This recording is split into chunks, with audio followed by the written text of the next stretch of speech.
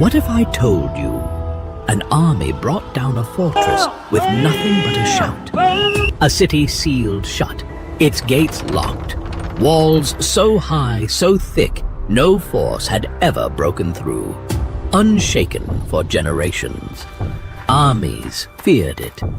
No one dared challenge it. But then came a nation with no weapons, no ladders, no catapults, just trumpets and silence. For 6 days they marched and said nothing.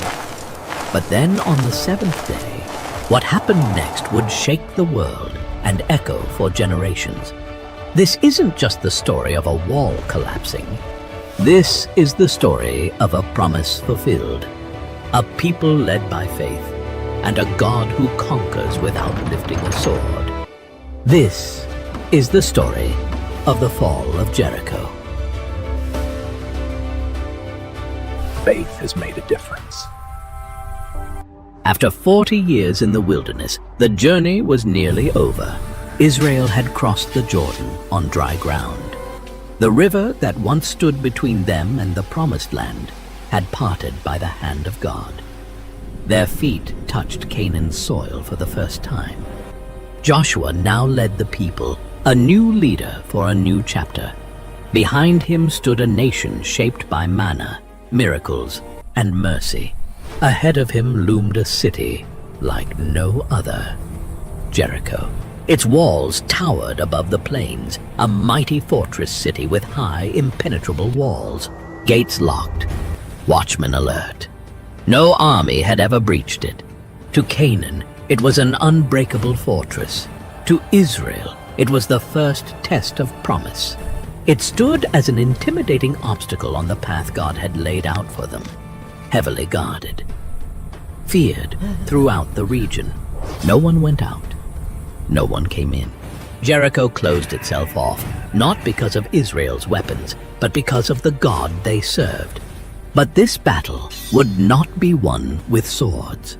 It wouldn't be won with strength, because the war for Jericho belonged to the Lord. Before the people ever stepped foot into Canaan, Joshua had quietly sent 2 men ahead from their camp at Shittim to scout out the land, especially Jericho. The men crept through the darkened valleys and approached the great city quietly. As they entered Jericho, their path brought them to a modest house nestled into the city wall itself. The owner was Rahab, a woman known in Jericho, though not for noble reasons. She was a prostitute, living on the margins of society. But why Rahab? Why would God choose a prostitute, a woman so overlooked by society, to play a part in his plan as his instrument? Rahab was no ordinary woman. Though her profession placed her outside respectability, she had heard the stories.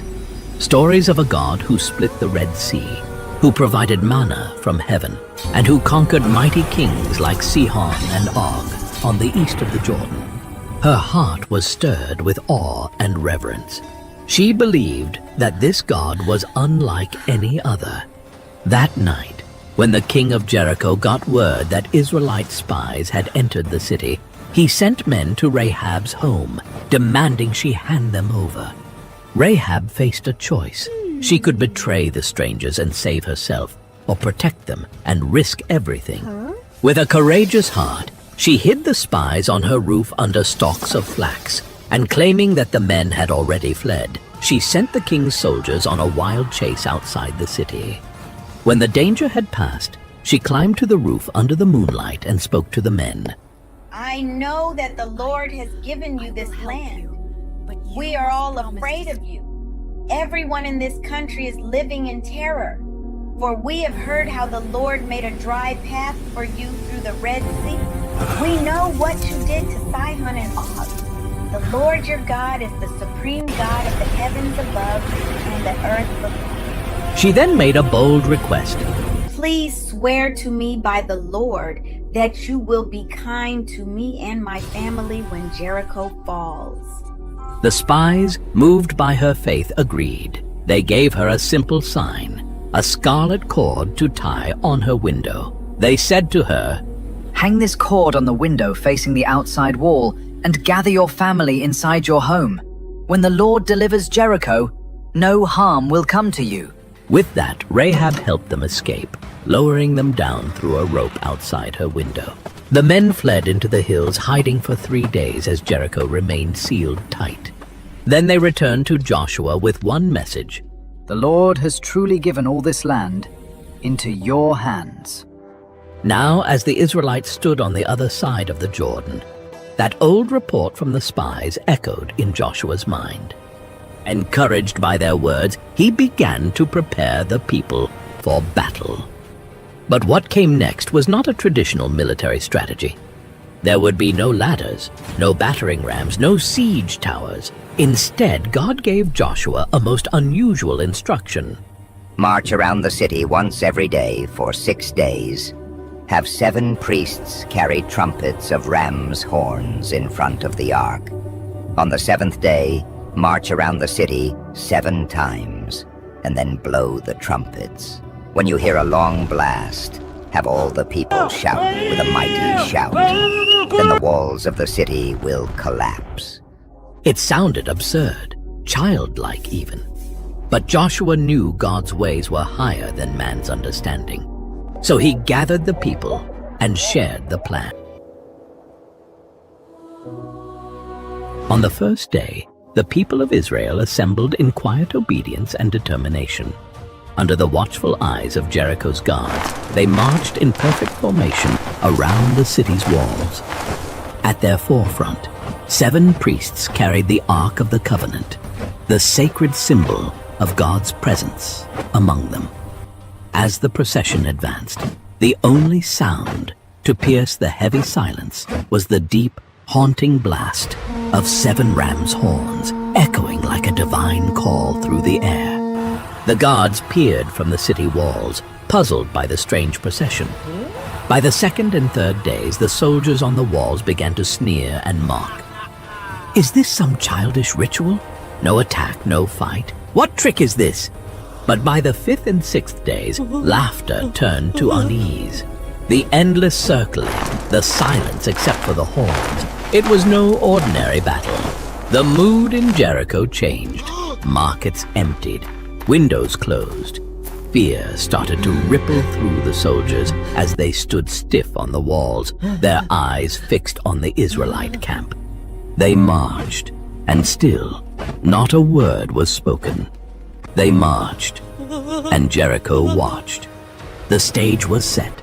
The people of Israel had obeyed. The ark had been carried.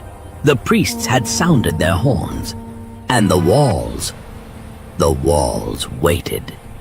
As the first light of dawn crept over the horizon, the camp of Israel stirred with purpose. This was no ordinary morning. Today was the 7th day, the day everything would change. From the top of Jericho's walls, guards watched with wary eyes. Joshua walked among the people, his face calm, yet fierce with focus. The priests took their positions, carrying the Ark of the Covenant with reverence. 7 of them held Ramses' horns close to their lips, waiting for the moment. The people fell into formation behind them, all ready. The command was clear: march. And they did.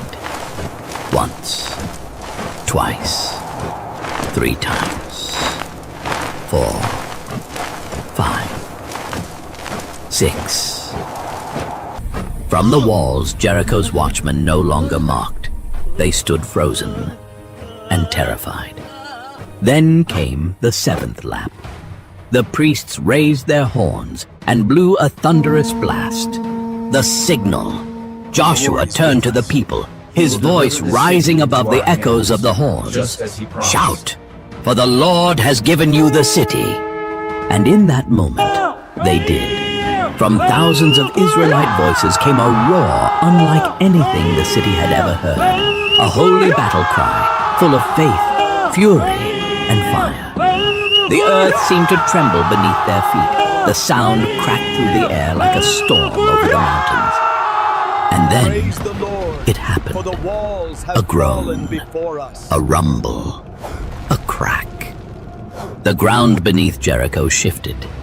The mighty walls, those thick towering walls built to keep enemies out, buckled inward as though pressed by the weight of the heavens. Stones burst like splinters, foundations collapsed, watchtowers crumbled into heaps of dust.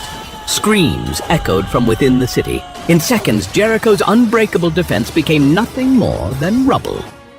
Israel's warriors rushed in. The city, now exposed, fell quickly. But one house, one section of the wall, remained intact.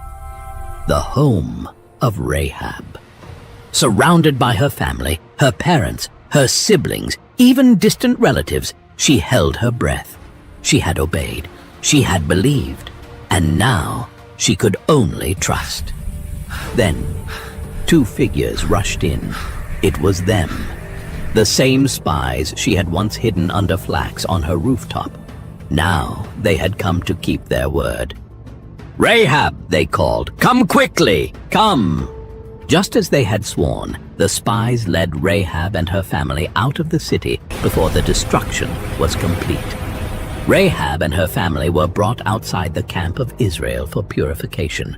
But her story didn't end there. She wasn't just spared, she was welcomed, adopted, brought into the people of God. Her past no longer defined her. Her faith did. The rest of the city was burned, and everything in it, except for the silver, gold, bronze, and iron, was set apart for the Lord's treasury, because this victory belonged to God alone. As the smoke rose over the ruins, Joshua turned to the people and pronounced a curse upon the ruins of Jericho. "Cursed is the man who tries to rebuild this city. At the cost of his firstborn, he will lay its foundation. At the cost of his youngest, he will set up its gates." The victory at Jericho was more than just a military win. It was a spiritual triumph. It signaled to all of Canaan that the God of Israel was with his people. Word spread like wildfire. Kingdoms trembled. Kings began to form coalitions, fearing the approach of Joshua and his God-led army. But for Israel, the fall of Jericho was a test of obedience. Had they tried to take the city by their own methods, they would have failed. But because they obeyed, even when it made no sense, they saw God move in power. For Rahab, it was a new beginning. She was no longer Rahab the prostitute, but Rahab the faithful, grafted into the nation of Israel. She would go on to marry a man named Salmon from the tribe of Judah, and together they would have a son named Boaz, the same Boaz who would one day marry Ruth. From them came Obed, the father of Jesse, who was the father of King David. And generations later, Jesus, the Messiah. Yes, think about it. Rahab, a pagan prostitute from a condemned city, became a direct ancestor of the King of Kings. Why? Because she believed. Because she acted on that belief. Because she hid the spies, hung the scarlet cord, and entrusted her life to the God of Israel. The story of Jericho is more than just a chapter from ancient history. It's a mirror reflecting the power of God, his unchanging faithfulness, and his quiet call to trust him even when we don't fully understand. God's instructions to Joshua and the Israelites seemed strange. Marching silently around a city instead of charging it with swords, shouting only when told. It didn't make sense by human logic, but their obedience, even when it seemed foolish, unlocked God's miraculous power. In many ways, our lives are like that today. How often do we face moments where God's plans don't add up? Where the path seems unclear and our faith is tested? Sometimes he asks us to move forward, step by step, without seeing the full picture. In those moments, obedience isn't easy. It often feels risky, even scary. But just as with Israel, obedience is the doorway to miracles. The Israelites did not conquer Jericho by their strength or clever strategy. They won by the hand of God. Our victories in life over guilt, brokenness, addiction, loneliness, injustice, temptation, and many more are not won by might or power, but by the Spirit of the living God working in and through us. And then there is Rahab. Rahab's story shines a light on a truth that can change everything. No one is beyond God's reach. No past is too dark. No mistake too great. Rahab was a woman with a complicated past, living on the edge of society, yet her faith saved her. And not only saved her, but made her part of God's plan for redemption. She became an ancestor of the Savior himself. Her story whispers hope to anyone who feels unworthy or forgotten, that God sees beyond who we were and calls us into who we can become. So, what walls are standing in your life today? Fear? Doubt? Past mistakes? Like Jericho's walls, they seem unbreakable. But when faith meets obedience, when you trust God beyond what you can see, those walls begin to fall. When God leads, victory comes. Trust Him beyond your understanding and watch what He will do.